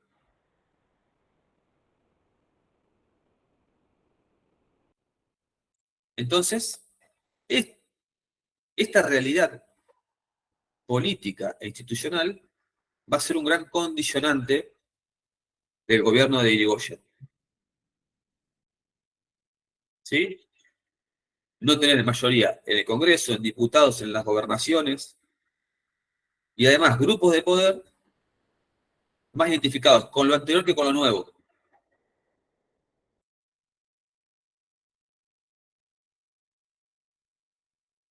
Esto va a generar, por ejemplo, un gran nivel de conflictividad con el Congreso. Un gran nivel de conflictividad de Irigoyen con el Congreso, donde la mayoría de sus leyes no fueron ni siquiera aprobadas.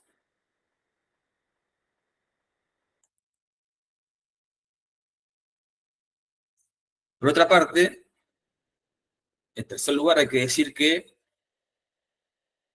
desde el punto de vista de lo político, podemos decir que el radicalismo cumplió con su palabra. ¿Desde qué lugar? Desde el lugar de que garantizó la continuidad de una democracia transparente. Garantizó la continuidad de una democracia transparente.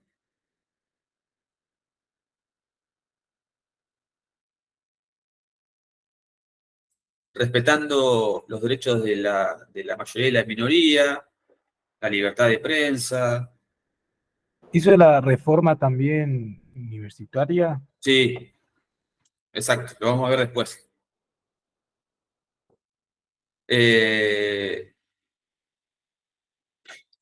Respetando la independencia del Poder Judicial, sin realizar persecuciones políticas, etc. Pero sí también hay que decir que, aunque cumplió con su palabra en ese aspecto de garantizar una democracia transparente, también es cierto que hizo uso en reiteradas oportunidades del mecanismo de la intervención federal. ¿Qué es la intervención federal? La facultad que tiene el presidente para intervenir en una provincia ante una situación de extrema crisis o extrema conmoción interna o gravedad interna. Es decir, que es una figura bastante discrecional, ¿no?, en su justificación. Bueno, llevó adelante más de 20 intervenciones federales Irigoyen en las provincias, y la mayoría de ellas no pasó por el Congreso tal cual está estipulado. Así que es un pequeño, digamos, en este marco del respeto institucional, ¿no?, y del respeto a la democracia, bueno, se va por el costadito de esto de las instituciones federales, que también fue parte del sistema, lo cual no implica que no reconozcamos que se respetó la democracia transparente en este momento de la historia. Sí, Elena. Claro, que en el gobierno, por ejemplo, en el orden conservador, eso lo utilizaban como un arma. O sea, el presidente a la Liga de Gobernadores le sugería quién tenía que ser el próximo candidato a presidente y la contrapartida era, si ustedes no lo hacen, vamos a intervenir la provincia. Ese era el arma, digamos, que tenían como para vengarse, ¿no? Sí, sí, correctamente, exacto. Bueno, volvamos, dicho esto, pasamos a lo económico. Como les dije anteriormente, los gobiernos radicales no alteraron las bases económicas del modelo liberal previo. No lo pusieron en discusión. Pero sí, le van a dar al Estado un lugar diferente, perdón, en la concepción del rol que esa institución tiene que tener en la relación capital-trabajo. ¿Sí? Hasta ese momento,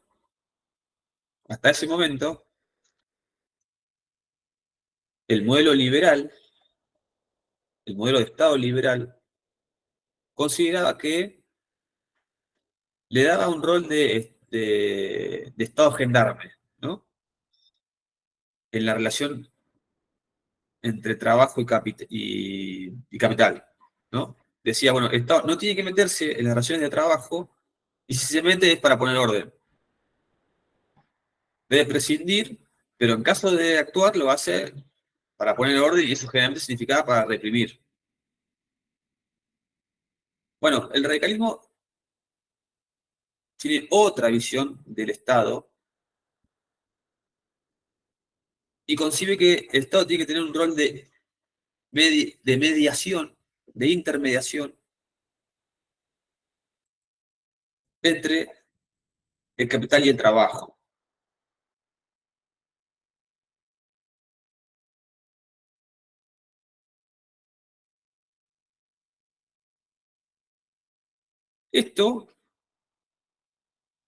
Este rol de mediador del Estado en los conflictos obreros patronales, ¿no? Entre el capital y el trabajo, en algunos casos se puede cumplir, y el texto menciona 2 o 3 conflictos del mundo del trabajo en el cual el Estado interviene y logra destrabar esos conflictos, y en otros casos fracasa. Fracasa ostentosamente. Y de hecho el radicalismo tiene en su haber hechos sangrientos en los cuales el Estado asumió una posición de represión. Uno es la Semana Trágica del 19 y otro son los sucesos de la Patagonia entre el 21 y el 22. ¿Sí? En los cuales, en ambos casos, hay finalmente una intervención del Estado Nacional con represión y muerte. El texto detalla esos hechos, no vamos a traer para no perder tiempo, pero son 2 situaciones en las cuales el Estado no logra cumplir el objetivo que se había puesto Irigoyen de ser mediador entre las partes. En un principio, por ejemplo, en la Patagonia lo hace y eso después no se cumple. Pero en última instancia, en ambos casos termina reprimiendo. Eso no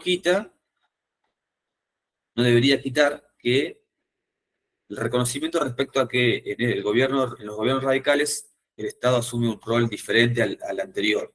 Ya no es el Estado gendarme solamente, sino además un Estado que intenta ser mediador entre las partes. Y de esa mediación siempre que sale favorecido es el ámbito del trabajo, porque obviamente es una relación desigual entre obrero y patrón, y cuando el Estado interviene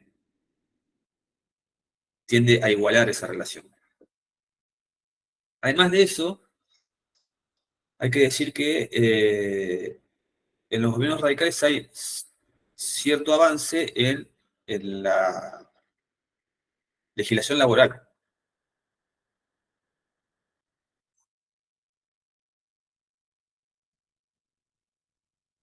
¿Cuál es ese avance?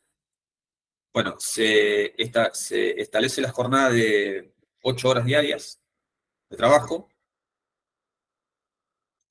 Se establece la obligatoriedad del pago en dinero, esto que anteriormente decía Janina. Cuando establece la obligatoriedad del pago en dinero, quiere decir que hay sectores en los cuales no se pagaba en dinero el trabajo, se pagaba en especie.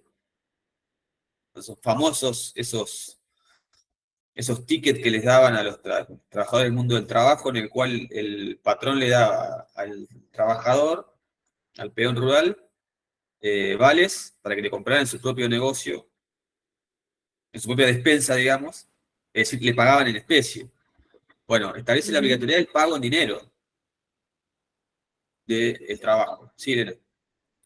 Sí, estaba pensando en los ingenios azucareros de Tucumán, por ejemplo, donde eso era una de las prácticas. Exacto.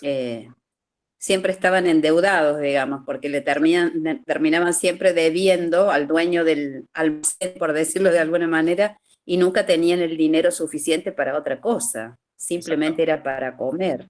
Exacto. Sí, Janina. Perdón, han pasado 100 años y todavía sigue pasando. Nuestros productores agropecuarios que tienen animales en la provincia del Chubut, sin ir más lejos, se endeudan con el bolichero y después terminan intercambiando la lana o el pelo de la chiva por lo que compraron. En definitiva, hacen un trueque, nunca, y siempre terminan debiendo. O sea, ese modelo donde todavía siguen debiendo, igual que le llevan los víveres a los puesteros y se lo terminan cobrando, más caro que si el puestero fuera con su plata y pudiera ir a comprar. Sigue todavía la Exactamente, práctica. bueno, exactamente. Andrés dice, cerca de mi zona estaba la forestal que te pagaba con dinero emitido por ellos. Bueno, es un ejemplo extremo, digamos, obviamente. Bueno, entonces se produce este avance que es parcial si uno lo compara con lo que viene después con el peronismo, ¿no? Pero es un avance en ese momento en la legislación laboral. Importante. E insistimos, si bien los gobiernos radicales no discutieron el modelo económico agroexportador, le dieron al Estado un rol diferente, que se reflejaba tanto en este aspecto que vimos recién, que es ser mediadores de la relación capital-trabajo y además avanzar la legislación laboral, como también en la concepción de que el Estado tenía que intervenir en algunas áreas de la economía argentina. El ejemplo más claro de eso es YPF. Gobiernos radicales, se crea YPF con el objetivo de que el Estado intervenga en la exploración, el autoabastecimiento energético. Además de eso, se menciona que el gobierno de Irigoyen interviene en el sistema ferroviario, da de baja algunas concesiones, trata de regular la tarifa ferroviaria, etc. Es decir, en estas cuestiones lo que se ve es que, aun cuando no cambia el modelo económico, sí se le da una entidad totalmente diferente al Estado, en algunos aspectos. Sí, Elena. Sí, pensando que tampoco daba para ser demasiado creativo desde lo económico, porque se sabía que con la agroexportación Argentina había logrado siempre tener como un fondo, digamos, de acceso siempre a ese dinero. Entonces no daba para que se pusieran a crear demasiadas cosas. Por la propia infraestructura también del país, si uno quería apelar a industria, no había industria. Entonces lo más seguro era seguir sosteniendo este modelo agroexportador que era el que les daba ganancias. Sí, pero vos fíjate que el texto menciona que algunos tienen una visión crítica respecto a esto de este punto de vista, que indudablemente Argentina tenía entre sus ventajas comparativas el sector agropecuario como su motor principal. Pero, a su vez, en momentos de la Primera Guerra Mundial, que justamente afectan al gobierno de Irigoyen, una parte, ¿no? Eso generó alguna retracción del comercio internacional y Argentina tuvo una incipiente industria nacional en ese momento. Culminada la guerra y restablecidos los canales comerciales habituales, no se siguió fortaleciendo ese sector, por ejemplo, sino que se volvió al pensamiento de potenciar lo que somos buenos, en lo que somos buenos, ¿no? Y dejar de lado lo otro. El texto de Rondina todo el tiempo va haciendo hincapié en esta cuestión de que en algún momento se pudo llegar a fortalecer alguna industria nacional y no se lo hizo. Incluso cuando hace referencia al endeudamiento en el cual se sometía al país, muchas veces para importar bienes suntuarios. Creo que se mencionan algunos productos como chocolate, aceite de oliva, bueno, digamos, que evidentemente no eran, digamos, eran para una clase social determinada, ¿no? En lugar de apostar a tal vez la producción propia. Creo que desde ese punto de vista se objeta eso, y se le objeta al radicalismo. Y creo que también sigue siendo la pata flaca, digamos, siempre desde lo económico en Argentina, el tema de la industria, porque en el 45, en ese periodo sí hubo una industria que fue floreciente, pero después siempre volvemos a lo mismo, ¿no? No hay inversiones, todas las regulaciones, digamos, tampoco dan demasiada seguridad a los inversores, y bueno, siempre estamos dando vueltas con lo mismo y no poniendo, por ejemplo, valor agregado a toda esta producción agrícola-ganadera que nosotros tenemos. Siempre dejándoselo para que lo haga otro, digamos, en lugar de hacerlo nosotros mismos en el país. Y además contando con esto de que era un periodo de endeudamiento también el que estamos viviendo. No es que solamente vivíamos con lo propio y además que era un periodo de endeudamiento. Entonces, lo que se critica ahí es que tal vez ese endeudamiento podría haber tenido otro destino. Que ese es el punto. Claro. Janina. Sí, lo que yo leí acá era que decía una concepción del Estado menos liberal y más intervencionista y pensaba y leía también, bueno, se crea la flota mercante. O sea, él habla de la creación de algunas cosas, pero siempre en manos privadas, porque cuando se habla de ferrocarriles, los ferrocarriles los trajeron los ingleses y se les daban las tierras a los ingleses y se le daba al privado todo. Cuando se hizo YPF también estaba la explotación en manos de extranjeros.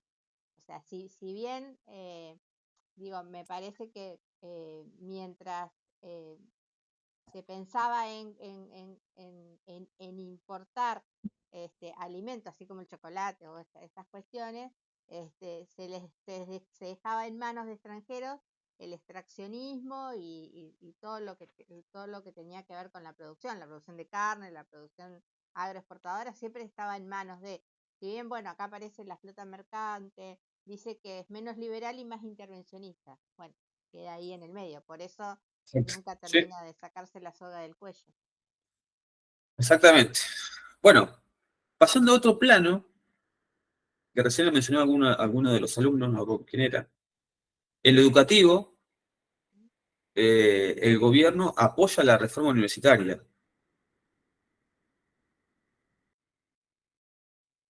Del 18, que, como todos saben, se inicia en Córdoba, pero luego se extiende a las universidades nacionales del país, incluso de otros lugares del mundo.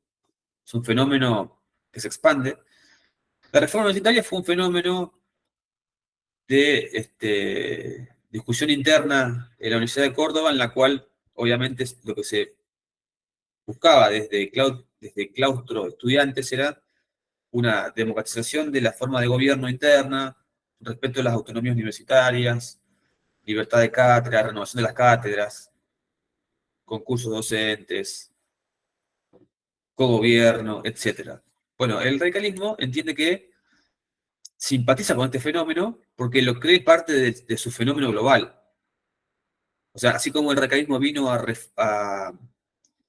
reformar la política, ¿no? Entiende que esto viene a reformar lo educativo, viene a ser un aire fresco en ese ámbito. Entonces lo apoya al movimiento reformista universitario.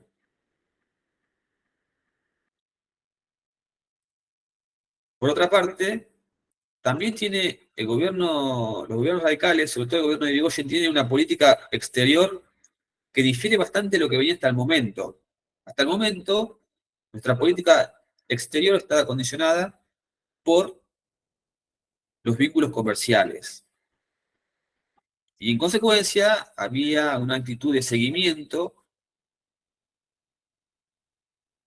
bastante evidente de los intereses británicos. Cuando se produce la Primera Guerra Mundial, y le toca asumir una posición al gobierno de Irigoyen, tiene una política de neutralidad en el conflicto. Argentina adopta la neutralidad en la guerra, pese a las fuertes presiones para que se pronunciara a favor del bando, por supuesto, en el cual estaban los británicos enrolados. El gobierno resiste, digamos, esa presión y mantiene la neutralidad. Y eso no es poco.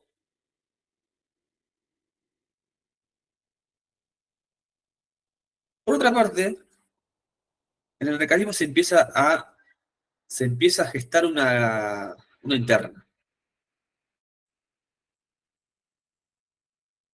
Se empieza a gestar en el radicalismo una interna. Recuerden ustedes que para este momento histórico no estaba habilitada la reelección presidencial, por lo cual Irigoyen, aun cuando era indiscutidamente el líder del radicalismo, tuvo que pensar en una sucesión para su gobierno en el 22. No podía ser candidato nuevamente. Entonces, elige para la presidencia, para la candidatura a la presidencia, a Marcelo T. Alvear, quien efectivamente gana las elecciones del 22. Y se empieza a gestar una división dentro del radicalismo. Alvear sostiene, si bien fue elegido por Irigoyen, representaba algo muy diferente a Irigoyen. Era más bien alguien vinculado con las clases altas del país, con otros vínculos políticos, culturales, sociales. Representaba un ala más moderada dentro del radicalismo. Se los llamaban los galeritas.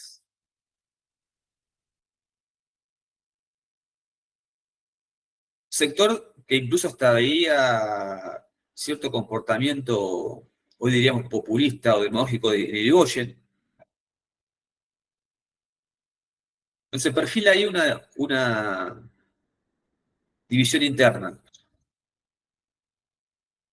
que finalmente se expresa en la división entre irigoyenistas y anti-irigoyenistas, al interior del radicalismo. Irigoyenistas y anti-irigoyenistas, o también se le da otro nombre que es personalistas y antipersonalistas. Sobre Irigoyen estaba este mote de el personalismo que tenía sobre el partido, sobre, bueno, algo muy parecido a lo que se decía después de Perón, ¿no? Que era personalista, que era demagogo, populista. Bueno, Irigoyen también tuvo estas críticas internas en el partido y además en sectores de la opinión pública. Es muy interesante el paralelismo que se genera entre cómo se observa en la época a Perón y a Irigoyen, porque se les ponen calificativos muy parecidos a ambos. Muy parecidos a ambos. Bueno, la cuestión es que se perfila esta diferencia y queda el radicalismo dividido entre personalistas y antipersonalistas, entre irigoyenistas y anti-irigoyenistas.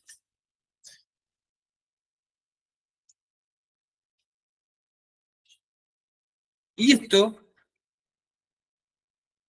obviamente, que entra en pleno conflicto en el 28. Del 22 al 28, presidencia de Alvear. 28, inminencia de una nueva elección. Periodo de 6 años, como ustedes saben, en esta época.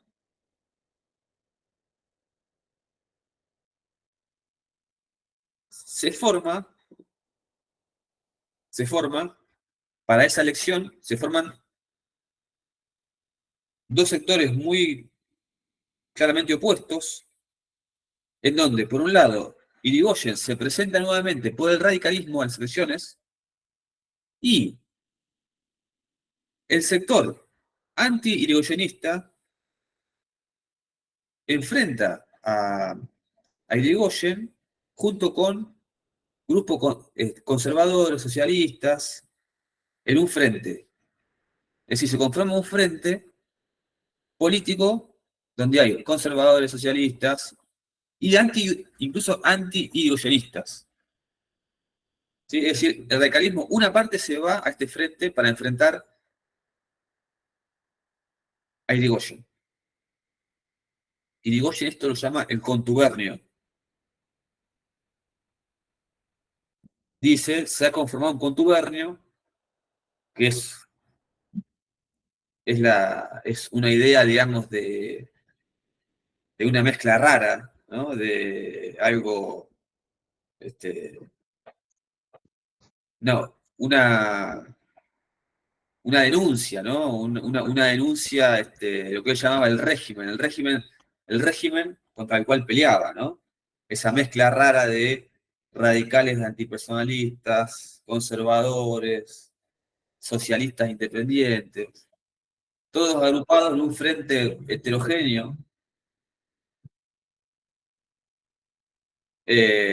para enfrentarlo a Irigoyen. Bueno, sí, una especie de unión democrática, sí, también. Son muy fuertes los paralelismos entre Irigoyen y Perón. Bueno, triunfa claramente Irigoyen, dejan claro que él es el líder dentro del movimiento radical, pero sin embargo, queda el germen de la división política en el radicalismo. Y además de eso se confluye con otros elementos que van a ir gestando, que van a ir dando lugar a las condiciones para el golpe del 30. Antes de llegar a eso, 2 o 3 cuestiones. Primero, es muy breve el periodo de gobierno de Irigoyen, del segundo gobierno de Irigoyen, es muy breve. En ese periodo, bueno, sigue haciendo uso del mecanismo de intervención federal para tratar de disciplinar algunas provincias. Tiene alguna intervención en el sistema ferroviario, ¿sí? Tiene la pretensión de abrir un camino distinto en lo ferroviario hacia Chile por el Pacífico, para exportar los productos nacionales por el Pacífico. Mantiene esta posición esta política exterior con tinte nacionalista. De hecho, se menciona en el texto que se solidariza con Sandino, ¿sí? Nicaragua.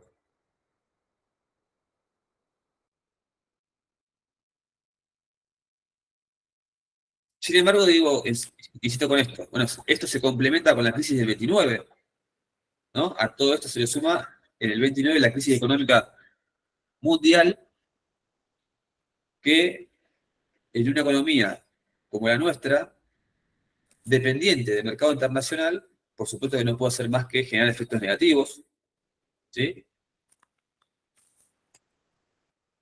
Y todo esto, insisto, genera, ahora, ahí te doy la palabra, Elena, todo esto genera las condiciones del golpe del 30. El golpe del 30, en el golpe del 30 se confluyen varios elementos. Por un lado, confluye el elemento de la división radical, que inevitablemente lo debilita Irigoyen partidariamente. La crisis del 29, a nivel mundial, que pega en Argentina. Un entorno mundial en el cual empiezan a emerger ideologías autoritarias que empiezan a permear en nuestras Fuerzas Armadas.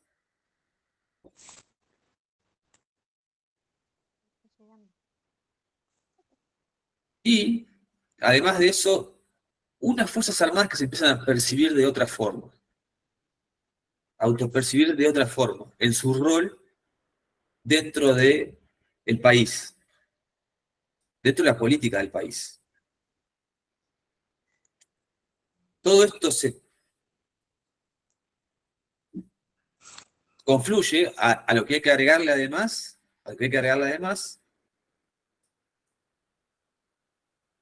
que seguía habiendo un conflicto con el Congreso de parte del gobierno de Irigoyen, aún en este gobierno, que seguía habiendo además una fuerte crítica de parte de algunos medios de comunicación a Irigoyen. Estos elementos combinados generaron las condiciones para el golpe del 30, para el golpe de 1930, con el cual cierra la etapa de esta unidad número 2. Sí, Elena. No, quería preguntar la fecha de la Revolución Sandinista, porque me quedé ahí como colgada. Me pareció que era más tarde, ¿o no? ¿En qué año fue? No, sí, la Revolución Sandinista fue en el 79. Ahí está, sí, porque me quedé así como... Exacto, pero Sandino, de donde toma el nombre, los sandinistas, sí, digamos, es de esta época. Sandino es de esta época. César Augusto Sandino. Pero después los sandinistas toman el nombre de Sandino para reivindicar de sandinistas 50 años después. Ah, está bien. Sí, quedé descolocada. Sí. Gracias.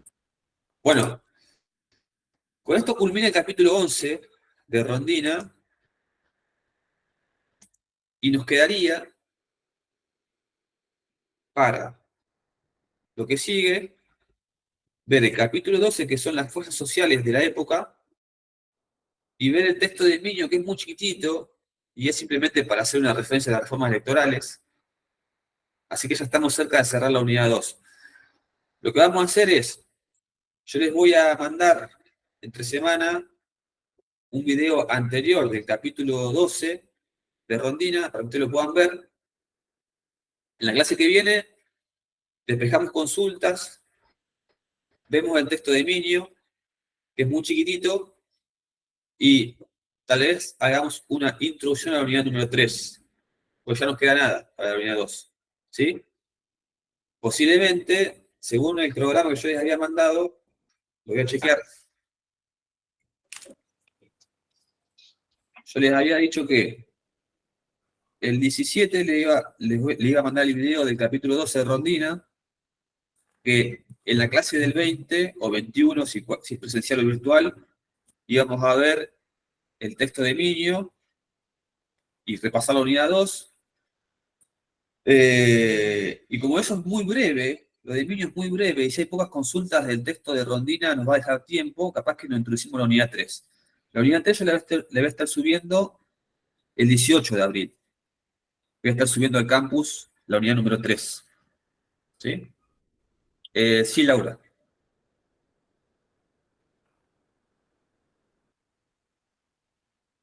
¿Laura? ¿Laura? Bueno, Laura no está. Laura no está. Laura Sí, sí. exacto. No se fue ¿La porque está próxima ahí. clase es presencial?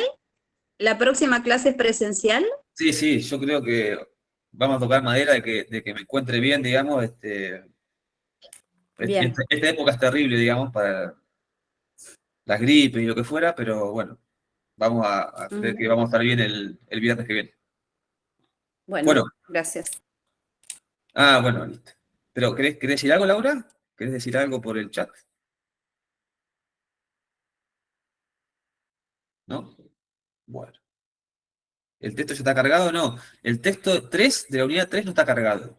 Está cargado toda la unidad número 2, ya está cargada, y la unidad 3 la voy a cargar el 18. Sí, Janina. Consulta técnica, sigo acá con mi cuadro. ¿Seguimos con el Estado liberal? Pese a que acá Sí, señora. Irigoyen trató de estirarlo Sí, un poco. sí, pero seguimos con el Estado liberal, pero con otro matiz. Sí, el intervencionista del Estado. Exactamente. Eso ahí implica no un cambio de modelo de Estado, pero sí un cambio en la tonalidad del Estado. Tiene otro rol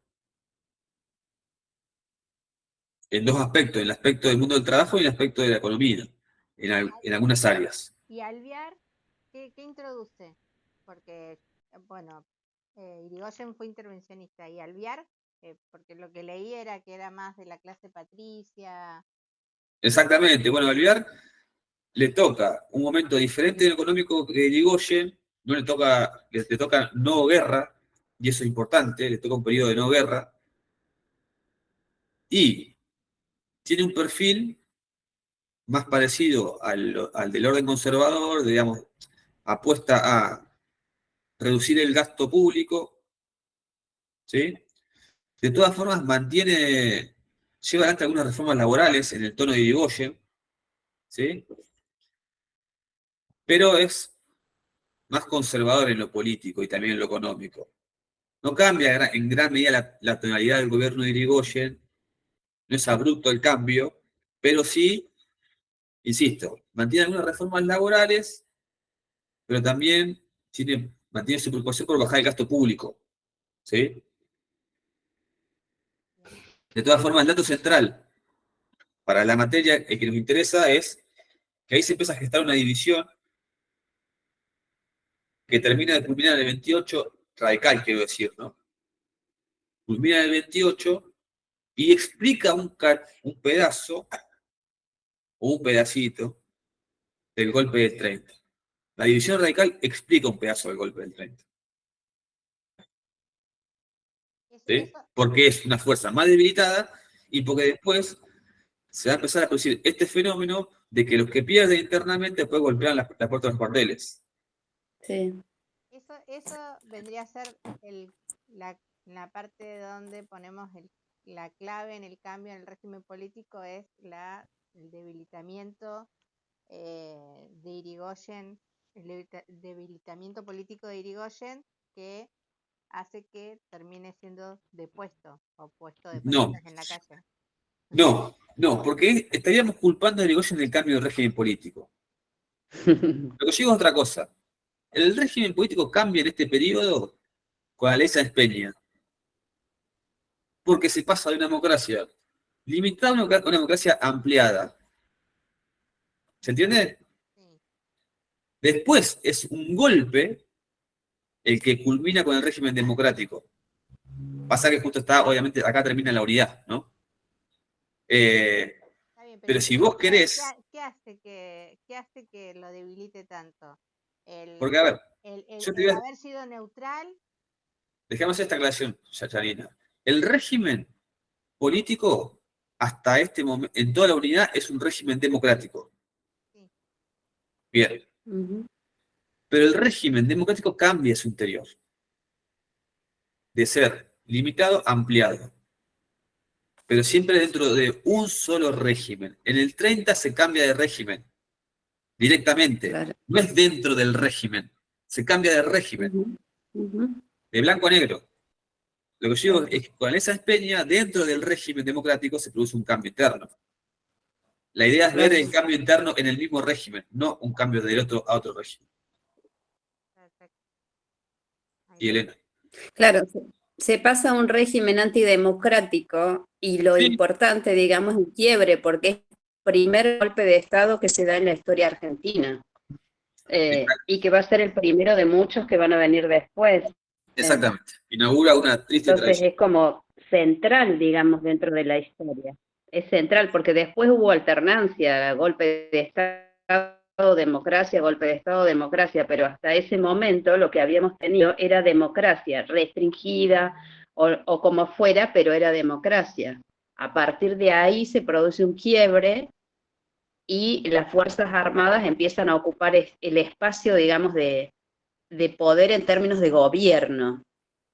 Correcto. Que es tremendo para la historia argentina, pero uno no puede dejar de desconocerlo, digamos. Exactamente. ¿Y hasta empeñado qué le pongo? ¿Que es ampliado o es limitado? ¿Perdón? Hasta empeña, porque es el autor. No. No. A ver, es limitado. Aunque él produce el cambio, sigue siendo. Realmente a ver, porque incluso hasta podía haber cambiado la norma electoral, pero no respetarse en el 16. Se produce el cambio cuando se respeta la norma en el 16. Insisto, se podría haber sancionado una ley en el 12 y en el 15 cambiarla. Y no cambiar el régimen. Claro. Se produce el cambio cuando se efectiviza el cumplimiento de la norma. Claro, porque digamos que el Congreso sigue siendo igual. Sí, claro. Sí, igual, eso no es restarle mérito a, digamos, a Cespeña. Para nada. No es restarle ningún mérito. ¿Es ampliado o restringido en términos de quiénes son los que pueden participar? ¿O no, profe? ¿De quiénes están habilitados para participar dentro de la elección del futuro gobierno? O sea, en el conservadurismo, en lo liberal, no existía esa posibilidad. O sea, los que estaban eran los que ellos querían que estuvieran. Por eso es tan importante ese quiebre entre pasar de esa democracia restringida a la democracia ampliada, porque la base de sustentación, digamos, del poder está ampliado porque hay mayor cantidad de gente, de ciudadanos que pueden elegir un gobierno al extremo de que empieza a tener un lugar la minoría dentro de todo este juego que antes no existía. Exacto. ¿No? Correcto, comparto lo que sí, Elena.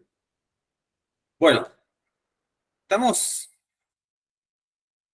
Después que cerramos y siguen hablando por privado. Un placer, profe, la clase. Bueno. Un placer. Gracias. Después la estaremos subiendo y entre semana le voy a estar mandando el capítulo 12. Y en la próxima clase vamos a ver el texto de Miño, cerramos las consultas o dudas y nos metemos ya en la 3. ¿Ok? Estamos. Bueno, buen fin de semana. Nos vemos. Gracias igualmente.